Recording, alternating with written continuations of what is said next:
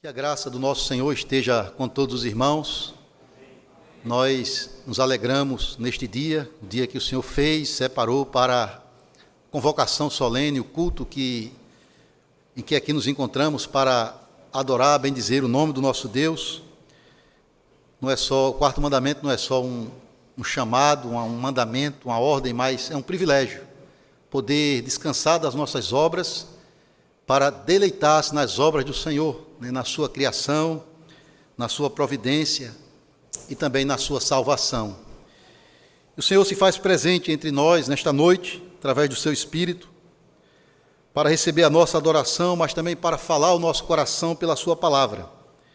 Por isso vamos abrir as nossas Bíblias na carta do apóstolo Paulo aos Filipenses e vamos ler no capítulo 1, Filipenses capítulo 1.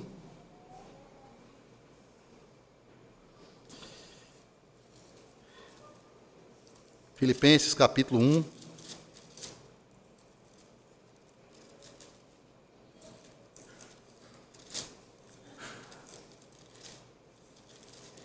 Nós vamos ler, meus irmãos, até o verso 11, e vamos concentrar a nossa atenção num verso bastante conhecido dessa passagem, que é o versículo 6. Nós vamos à leitura até o verso 11, vamos ouvir a palavra de Deus falando sobre salvação, a obra perfeita de Deus. Filipenses 1, de 1 a 11, diz assim: Paulo e Timóteo, servos de Cristo Jesus, a todos os santos em Cristo Jesus, inclusive bispos e diáconos, que vivem em Filipos, graça e paz a vós outros, da parte de Deus nosso Pai e do Senhor Jesus Cristo. Dou graças ao meu Deus por tudo o que recordo de vós, fazendo sempre com alegria súplicas por todos vós, em todas as minhas orações, pela vossa cooperação no Evangelho, desde o primeiro dia até agora. Estou plenamente certo de que aquele que começou boa obra em vós há de completá-la até o dia de Cristo Jesus. Aliás, é justo que eu assim pense de todos vós, porque vos trago no coração, seja nas minhas algemas, seja na defesa e confirmação do Evangelho, pois todos sois participantes da graça comigo, pois minha testemunha é Deus, da saudade que tenho de todos vós, na terna misericórdia de Cristo Jesus. E também faço esta oração, que o vosso amor aumente mais e mais em pleno conhecimento e toda percepção, para aprovardes as coisas excelentes e serdes sinceros e inculpáveis para o dia de Cristo, cheios do fruto de justiça, o qual é mediante Jesus Cristo, para a glória de Deus Pai. Amém. Oremos, irmãos. Santo Deus, amado Pai, nós novamente estamos aqui, Senhor, atendendo o Teu chamado para o culto solene, prontos, dispostos, com os nossos corações e mentes abertos para ouvir a palavra do Senhor, para receber a Tua instrução, o Teu ensino, o Teu encorajamento, de acordo com a nossa necessidade. E somos, ó Deus, carentes do Teu cuidado, da Tua direção, para não somente ouvir, mas compreender e aplicar em nossa vida as Tuas verdades. Conceda-me a graça de expor fielmente o Teu Evangelho, e também a Tua igreja a fome e a sede de ouvir e receber e aplicar em suas vidas a Tua santa palavra. Glorifica o Teu nome, ó Pai. Edifica os santos aqui, pelo poder do Teu Evangelho. Em nome de Jesus oramos. Amém. Amém. Meus amados irmãos e irmãs do Senhor Jesus Cristo, talvez alguns de vocês já tenham se sentido frustrados em planejar e iniciar uma determinada tarefa, mas não chegar à conclusão dessa tarefa conforme você planejou. De repente, alguém deseja fazer um curso numa universidade, e ele se inscreve, ele é aprovado, ele começa a fazer aquele curso, mas no meio do caminho, por indecisão, talvez a pessoa diga, não era exatamente essa área que eu queria, e ela desiste. Ou talvez por um problema de saúde, ou um problema financeiro, ou qualquer outro imprevisto que pode ocorrer, ela desiste daquele curso que ela iniciou, planejou e iniciou. Ou talvez alguém que vai construir uma casa, que faz todo o orçamento e planejamento, e que até lança os alicerces, as paredes, o teto, porém, não esperava uma crise econômica, uma inflação alta chegando, e ficou sem os recursos para fazer o acabamento da sua casa. Ela não conseguiu terminar aquela obra. Irmãos, isso até pode acontecer na nossa vida devocional como crentes. Isso mesmo. De repente você faz aquele planejamento, geralmente no final do ano, para ler a Bíblia toda no ano seguinte, e você até começa animado, disposto, lendo a Escritura regularmente na sua devocional, mas de repente você, por causa da sua própria negligência, por causa da sua ocupação com tantas coisas, você também fica pelo caminho, não consegue concluir a leitura bíblica toda naquele ano. Irmãos, isso acontece porque nós não somos perfeitos. Isso acontece porque nós somos pecadores, somos frágeis, somos limitados. Não temos o poder suficiente para atingir o alvo que nós almejamos em tudo aquilo que planejamos e iniciamos. Somos assim. Porém, o nosso Deus é totalmente diferente de nós. O nosso Deus, a Bíblia diz, ele é perfeito em todas as suas obras. Ele tem todo o poder para não somente iniciar algo, mas para levar a bom termo ao propósito que ele mesmo estabeleceu. Ele não é um Deus de uma obra inacabada. Ele não é um Deus que faz um trabalho e deixa pela metade. Não, ele leva até o fim, ele conclui, ele chega até a perfeição que ele tanto o deseja. Irmãos, é isso que Paulo está aqui dizendo aos crentes de Filipos, falando da salvação da igreja. Ele diz, olha, irmãos, no verso 6, eu estou plenamente certo de que aquele que começou a boa obra em vós, ele há de completá-la até o dia de Cristo Jesus. Irmãos, o apóstolo Paulo, esse texto que Paulo fala aqui, essa palavra, ela é bem conhecida. Algumas pessoas até já memorizaram esse versículo, e talvez seja um dos mais preferidos dos cristãos, como, por exemplo, também Romanos 8, 28. Nós temos aqui, irmãos, uma das mais consoladoras afirmações da Escritura, acerca da certeza da nossa perseverança na salvação. Aquilo que chamamos perseverança dos santos, que, na verdade, um título melhor seria a perseverança do Senhor nos santos. O apóstolo Paulo, ele está completamente seguro de que a obra redentora que Deus planejou e começou a realizar, ele de fato vai concluir essa obra. Ele vai atingir a redenção final da igreja, a perfeição final da igreja. Perceba como é impressionante o apóstolo Paulo proferir essas palavras, considerando, irmãos, o contexto em que ele se encontrava naquele momento. Paulo, ele estava preso por causa da perseguição, e ele era atacado por muita gente, muitas pessoas estavam desacreditando o seu ministério apostólico. E Paulo, ele tem essa consciência das dificuldades, das adversidades, não somente para com ele, mas também para com os crentes de Filipos. E diante de tantas perseguições, diante de tantos obstáculos no meio do caminho para realizar a obra do Senhor, Paulo, ele tinha tudo, humanamente falando, para desanimar, para desistir, para não continuar no serviço do Senhor. Mas ele não faz isso, porque Paulo, ele está envolvido numa obra que não é dele. Ele está realizando um ministério que é do Senhor. Uma obra perfeita. Uma obra que, apesar de toda a oposição do mundo, de Satanás, ela vai chegar ao seu propósito final. Por que Paulo tem tanta certeza, meus irmãos? Porque ele fala com tanta convicção. Eu estou plenamente certo de que aquele que começou a boa obra vai terminá-la. Será que o fundamento dele é o seu labor missionário?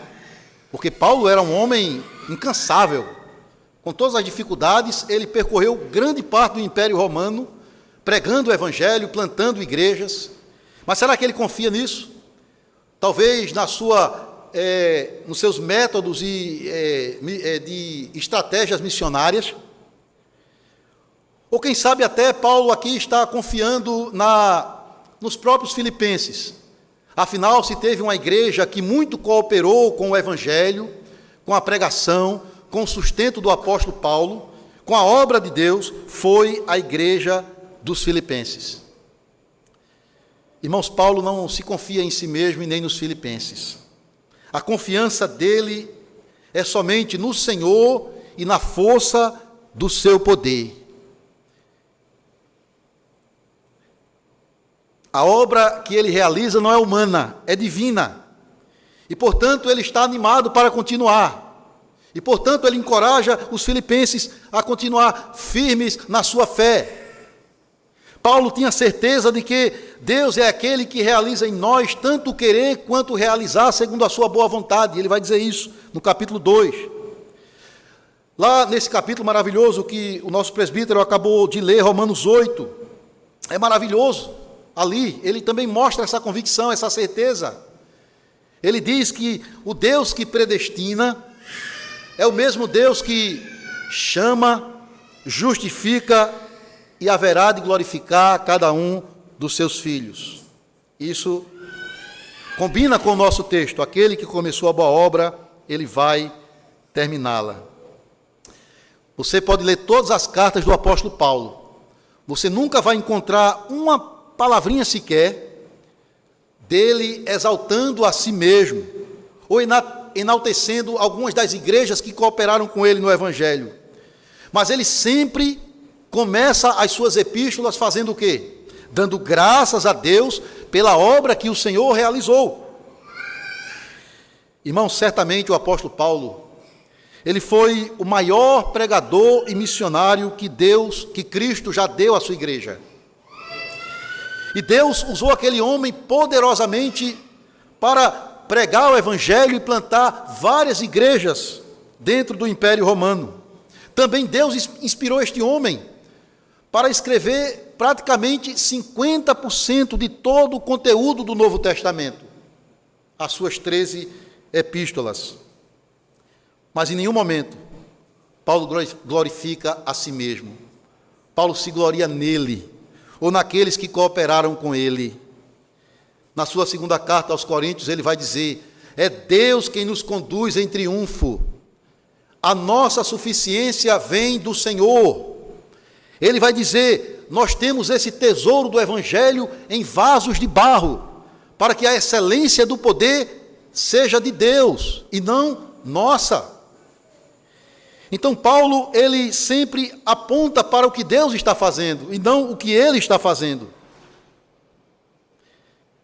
Isso principalmente aqui no contexto da evangelização em Filipos.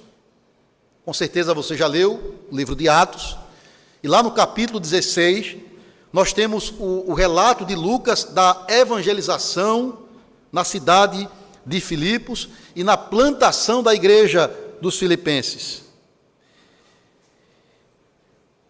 E Paulo não fala, irmãos, do que ele fez ali, mas do que Deus tinha feito. Esse era a prática, era o costume dele. Até antes de chegar em Filipos, ele tinha feito uma primeira viagem missionária com o seu companheiro, no momento era Barnabé, sob a supervisão da igreja de Antioquia. E quando Paulo ele retorna para dar o relatório do seu trabalho missionário, em Atos 14, 27, ele diz à igreja, ele diz ao conselho da igreja de Antioquia, ele relata não o que ele fez, mas o que Deus tinha feito por meio dele e de Barnabé, de como Deus conduziu à fé muitos gentios. E isso combina com o que ele está dizendo na introdução da carta aos Filipenses: aquele que começou a boa obra em vós. Ele também não diz que foram os filipenses que começaram aquela obra. Às vezes, quando os homens querem organizar uma associação ou uma instituição, eles se reúnem, eles procuram fazer a sua organização a partir deles mesmos. Um clube, uma empresa, qualquer coisa que eles se organizem para fazer uma associação. Mas não é assim com a Igreja de Cristo. A igreja ela não tem origem numa obra humana. Ela não começa com a decisão dos homens. A igreja, ela é uma obra, a plantação da igreja, a edificação da igreja é uma obra de Deus. É assim com os filipenses, é assim também com essa igreja aqui e com qualquer igreja local. É Cristo quem estabelece essas igrejas. Nós podemos até investir, orar, se esforçar na obra missionária, divulgar o Evangelho, plantar igrejas, mas se o Senhor não intervir com o seu poder, se o Senhor não manifestar a sua graça para converter pecadores e uni-los à igreja de Cristo, todo o nosso trabalho não terá êxito, será em vão.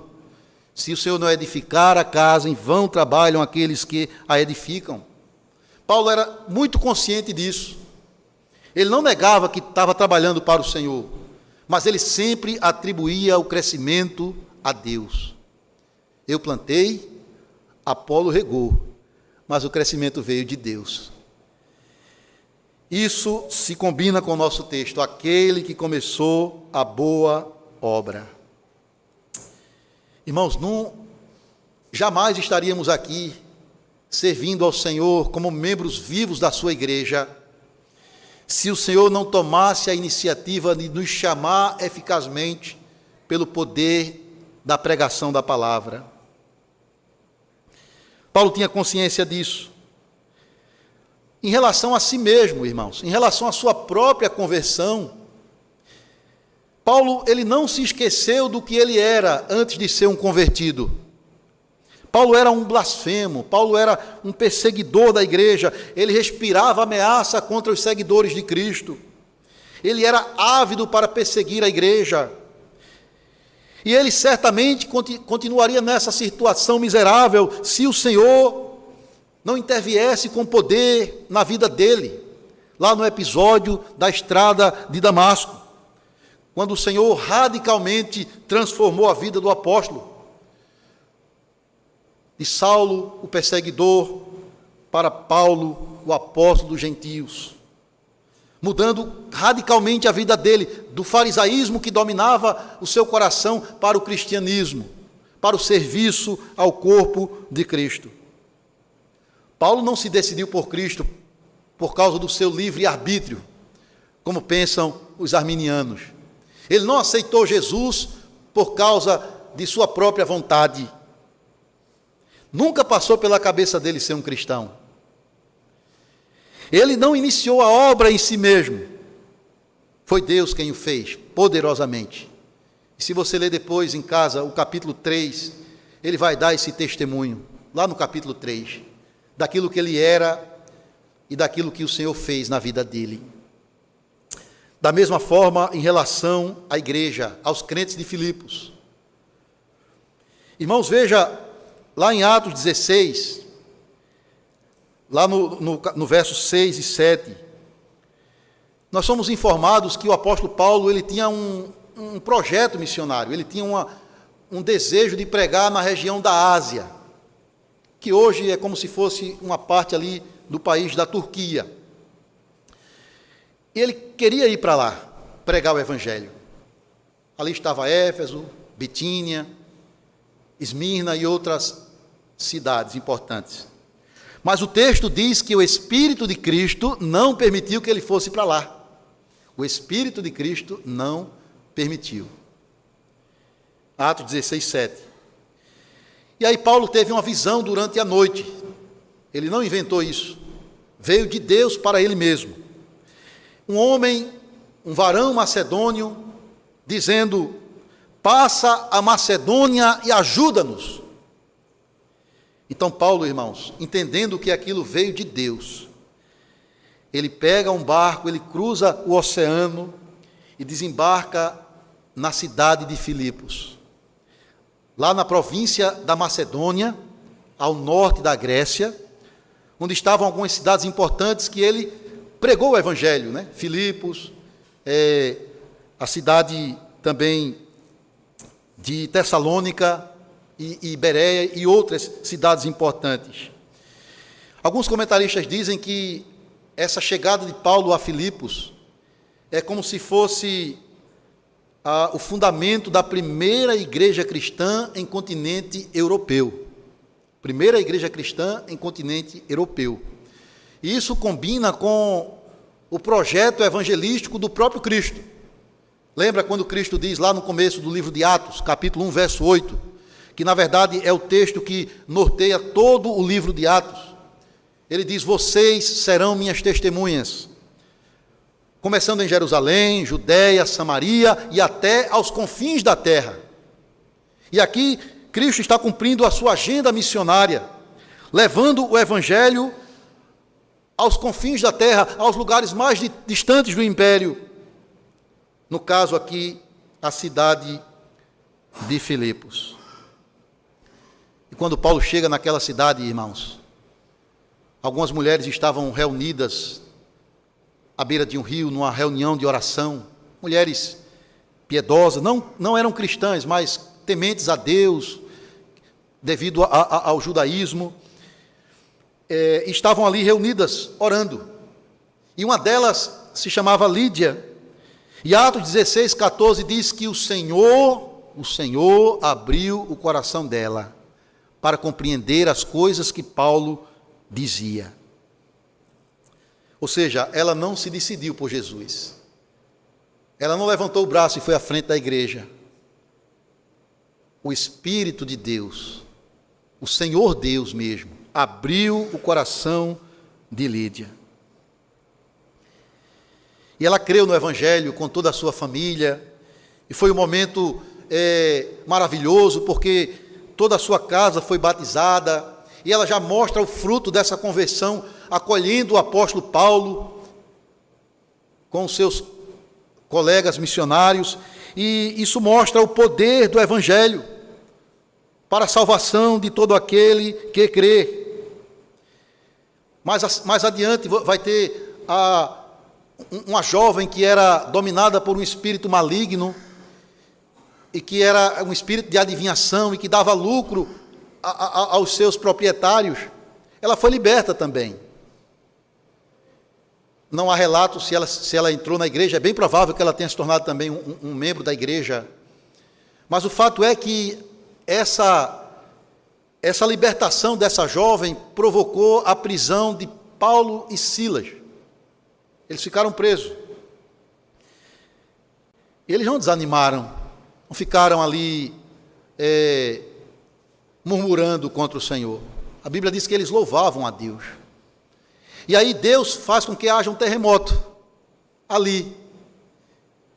E Paulo e Silas e os demais presos são libertos.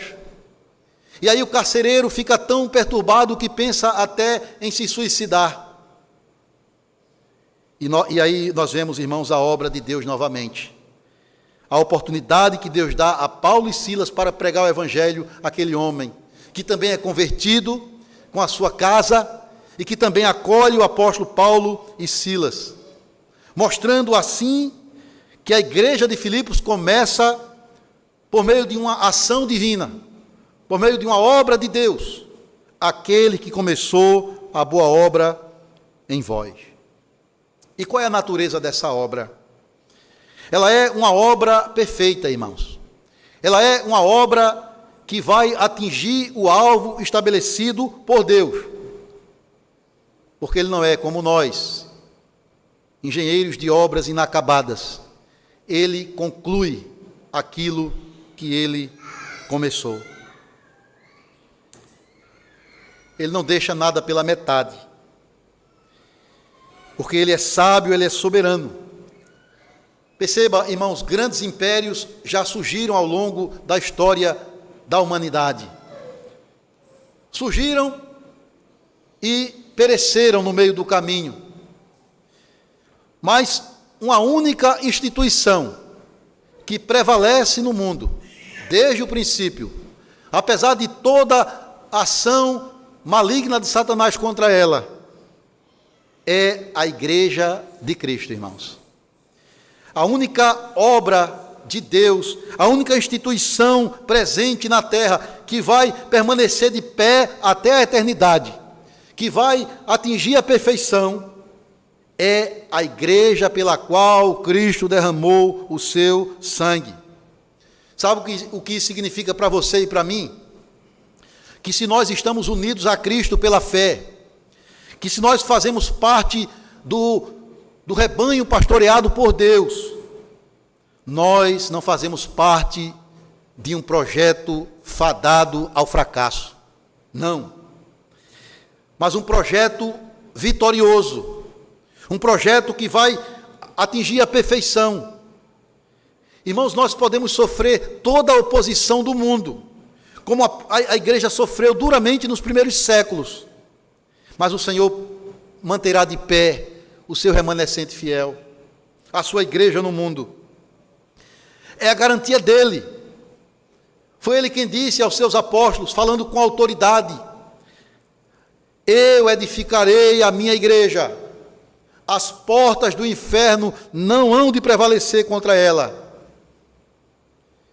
Alguns entendem portas do inferno como Satanás reunido com todos os seus demônios, anjos caídos, em conselho, em reunião, tramando, planejando contra a igreja, mas sempre sendo frustrado pelo poder de Deus.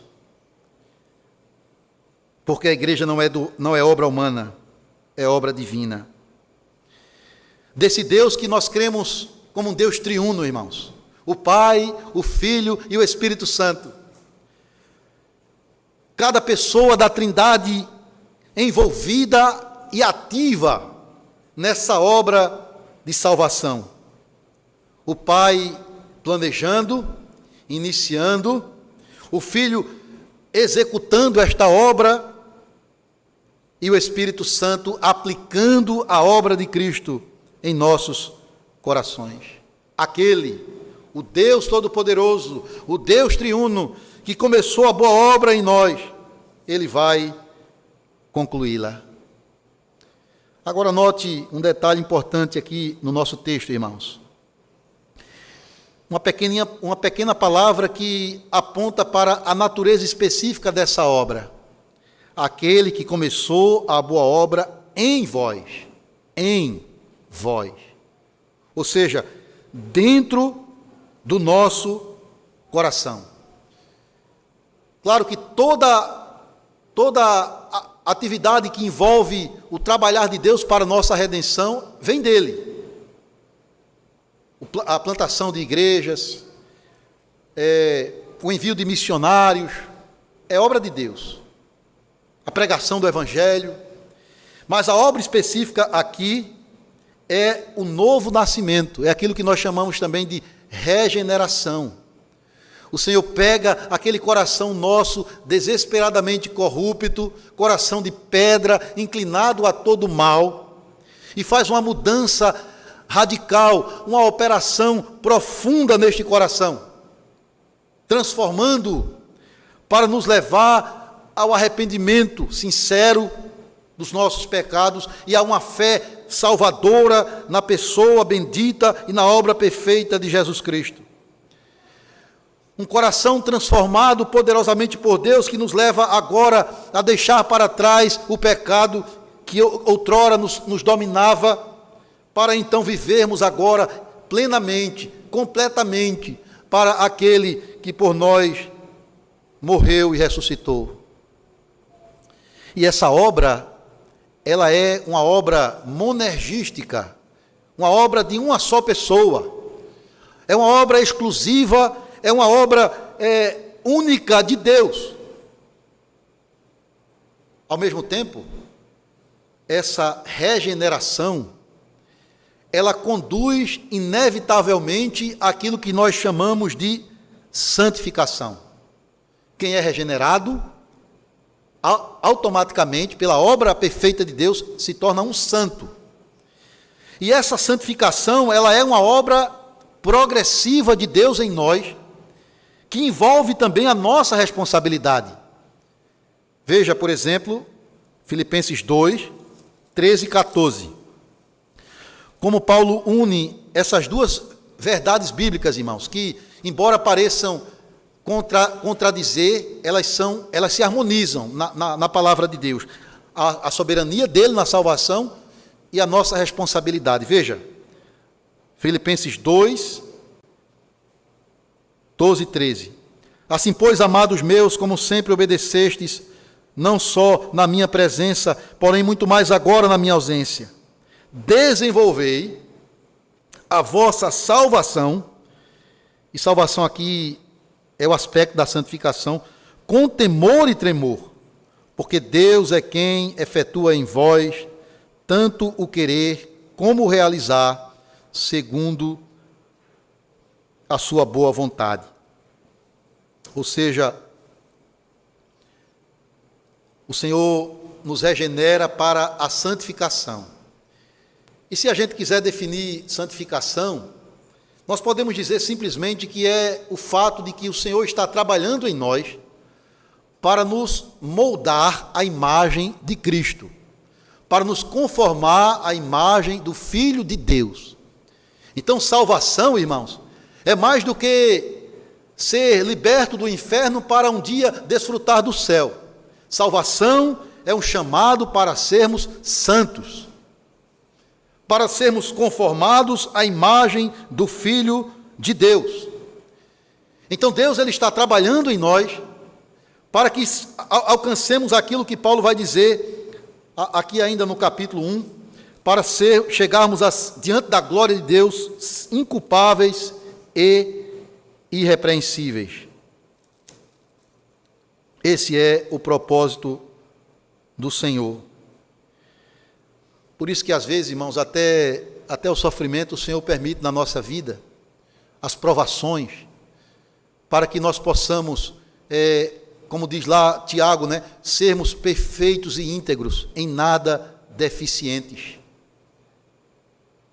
Então isso significa ser um cristão. Um cristão é a pessoa que experimenta a boa obra de Deus sendo efetuada nela. E essa boa obra não tem nada a ver com prosperidade material, ausência de sofrimento, mas, como eu disse, ser conformado à imagem do Filho de Deus.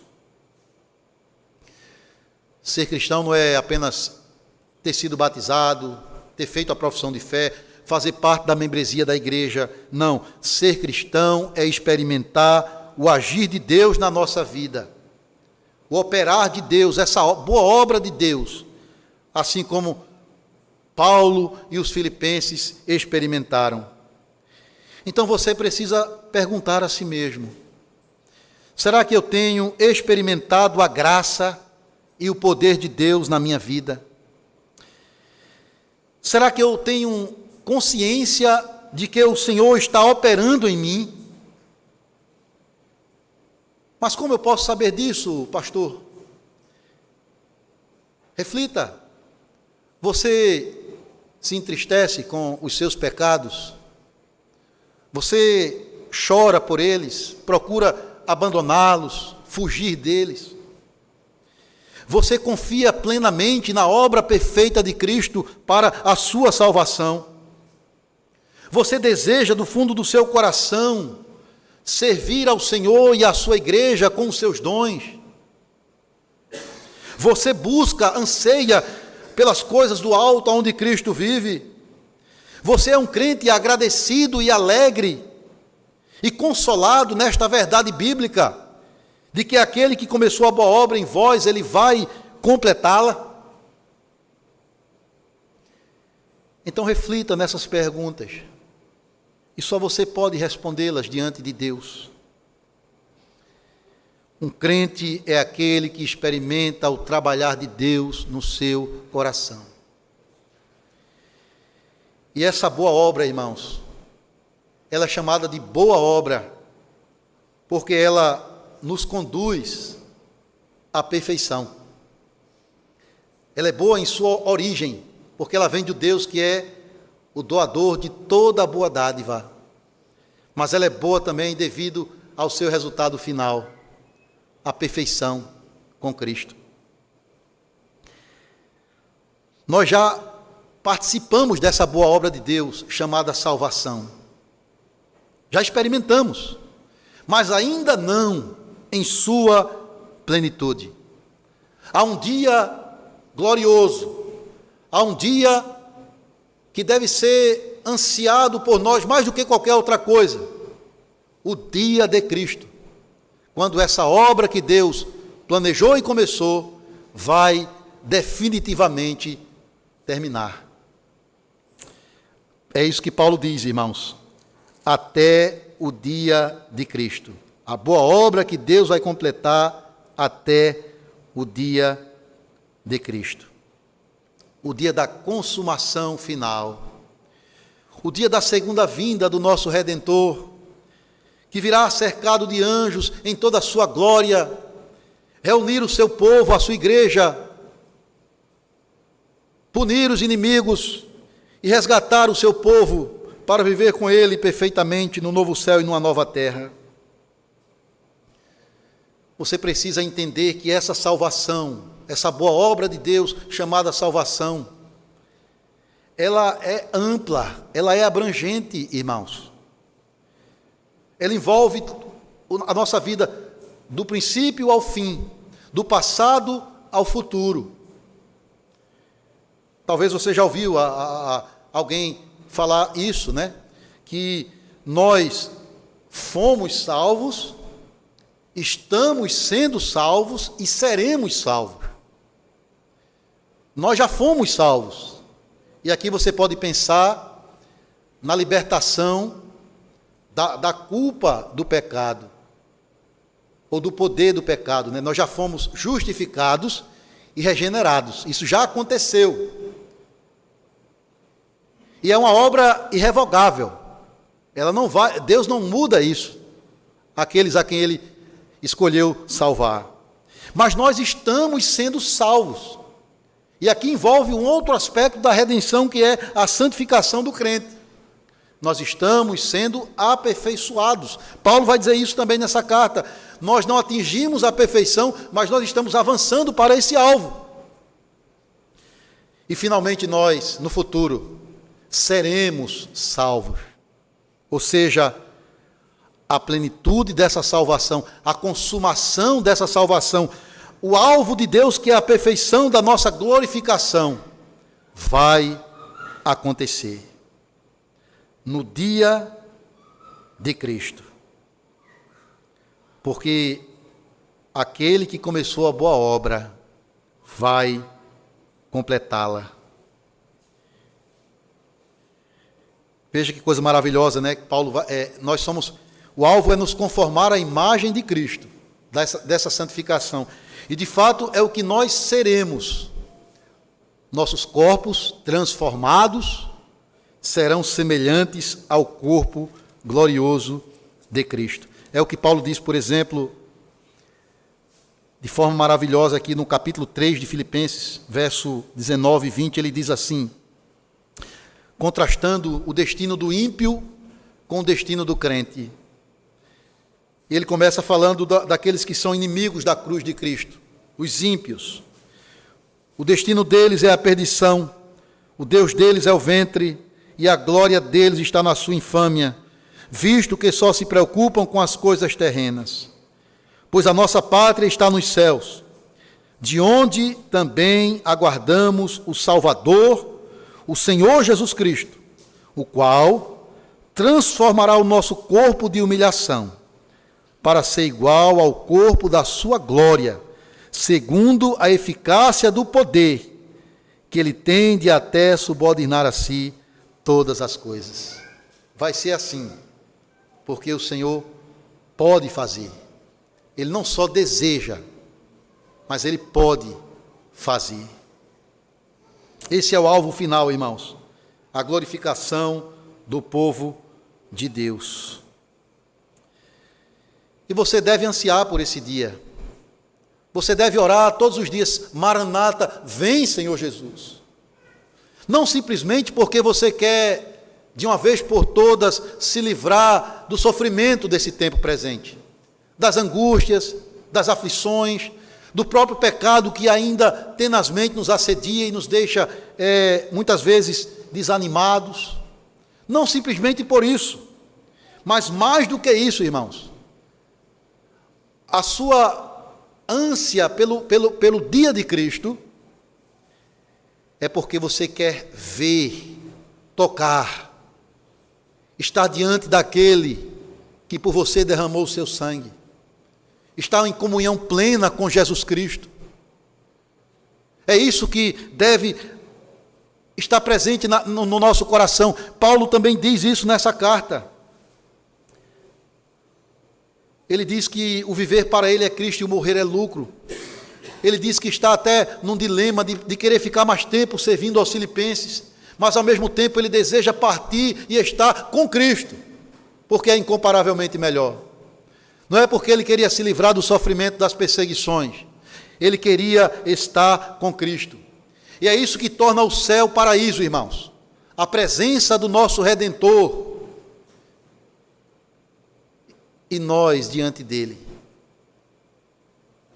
Quando ele diz ao ladrão arrependido da cruz: ainda hoje estarás comigo no paraíso. É isso que faz o céu glorioso, estar com Cristo, na comunhão plena, perfeita e gloriosa, participando do banquete do Cordeiro para todo sempre.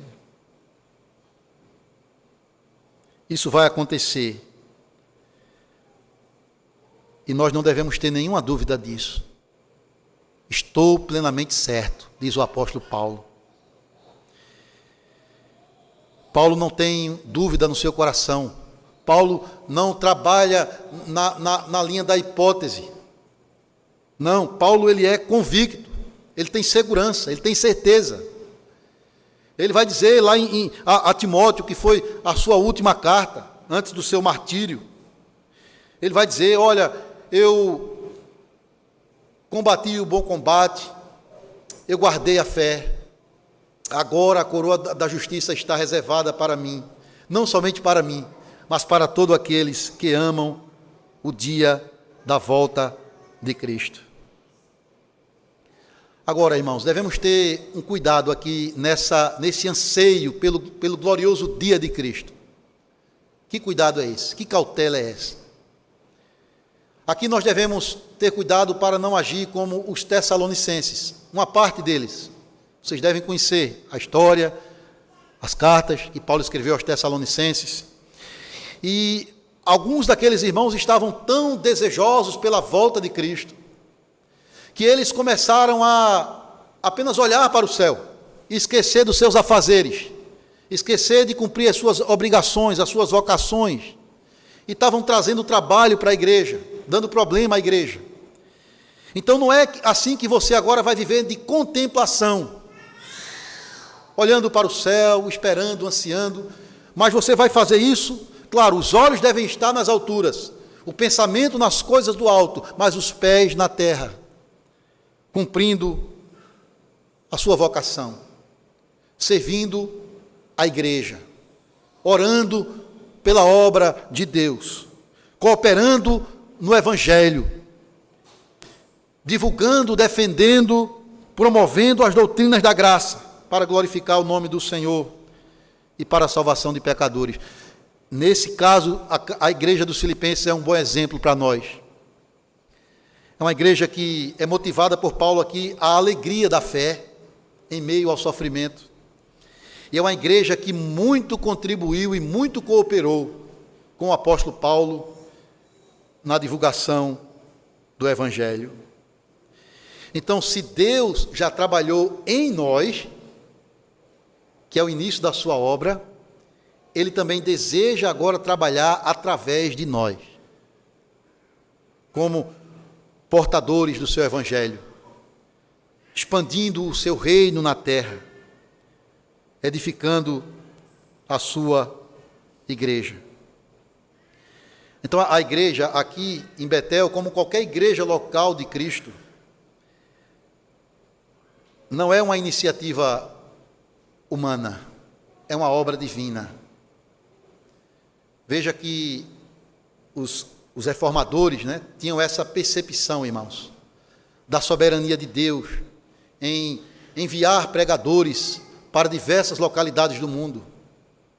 Vocês conhecem, Calvino enviou pregadores para o Brasil, aqueles mártires da Guanabara lá. As igrejas de tradição reformada, presbiteriana, enviaram pregadores para cá, ainda no século XVI, mas também depois, século XVIII, XIX. Então nós somos fruto desse fervor missionário que tomou conta dessas igrejas, e que enviaram pregadores que chegaram até nós com as doutrinas da graça, para que pudéssemos ouvir e entender aquilo que a pregação estava dizendo, e receber de Deus, como o carcereiro e como Lídia, o dom da fé. E agora, crendo e fazendo parte do corpo de Cristo, nós estamos caminhando para a perfeição, nós estamos sendo aperfeiçoados para a eternidade. Porque aquele que começou a boa obra, ele vai terminá-la. Não por mérito nosso, não porque somos melhores do que qualquer outra pessoa que ainda está perdida neste mundo, mas porque o Senhor não só é poderoso para levar a bom termo o que Ele planejou e iniciou, mas porque também Ele é fiel para cumprir a sua palavra. Fiel é aquele que vos chama, o qual também o fará. O nosso Deus é o Deus da aliança, é Yahvé, é o Deus que mantém a sua fidelidade para sempre. E, portanto, irmãos, não há o que temer e nem tampouco o que duvidar. Não importa as circunstâncias adversas que envolvem a sua vida. Não importa se você venha sofrer economicamente ou até cair enfermo. Não importa o que venha acontecer conosco de perseguições. Nós somos o alvo da boa obra de Deus. Claro, eu falei lá no início, que nós temos essa fraqueza de começar uma tarefa e não concluí-la. Porém, nós mesmos, que somos tão fracos, somos o alvo dessa boa obra de Deus. O poder dele se aperfeiçoa na nossa fraqueza. E a boa obra dele vai ser concluída, irmãos, na glorificação final dos santos. Devemos estar como toda a criação, gemendo, ansiando, desejando que venha esse glorioso dia de Cristo, para com eles vivermos eternamente, na comunhão de todos os santos de todos os séculos, mas sobretudo na comunhão bendita de Jesus Cristo, o nosso Redentor, o amado da nossa alma. Louvado seja o nosso Deus, porque Ele é aquele que começou a boa obra em nós e vai completá-la no dia glorioso de Cristo. Amém. Amém. Irmãos, louvado seja o nosso Deus pela sua palavra e que Ele a aplique em nossos corações, que possamos assim produzir os devidos frutos de gratidão e arrependimento no decorrer dessa semana. Louvado seja Deus. Irmão.